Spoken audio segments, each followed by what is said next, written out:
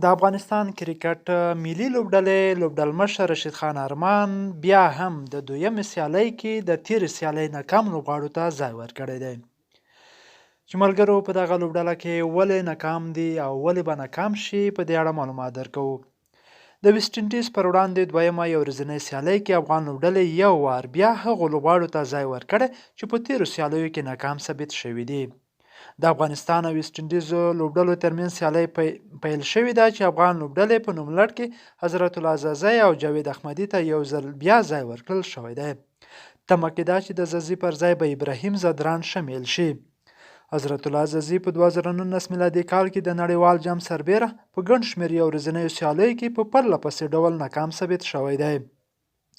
د نننۍ سیالۍ په نوملړ کې یو افغان لوبغاړی بدل شوی چې د ګلبدین پر ځای یو بل سوکه توپ اچوونکی شرف الدین اشرف شامل شوی دی. د نوموړي سره افغانستان لوبډله 4 سوکه یو چټک توپ اچوونکی لري. افغان لوبډلې په 2019 میلادي کال کې په 18 یو ورځنیو سیالیو کې یوازې 4 ګټلې. د نړیوال جام سربیره دوی په پرله پسې 10 سیالیو کې ماتې خوړلې ده. د یادونې ده چې په یاده سیالۍ کې رشید خان پچه ګټلې ده. لومړی د ویسټ انډیز ته د توپ وهنې بلنه ورکړې.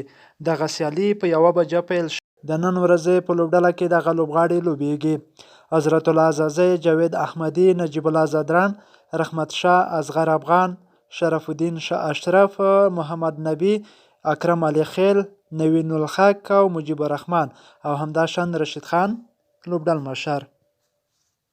نو ملګرو، ستاسو په اند د دغو لوبغاړو پر ځای باید کوم لوبغاړی اخیستل شوی وای؟ خپل نظر سره په کمنټ کې شریک کړئ.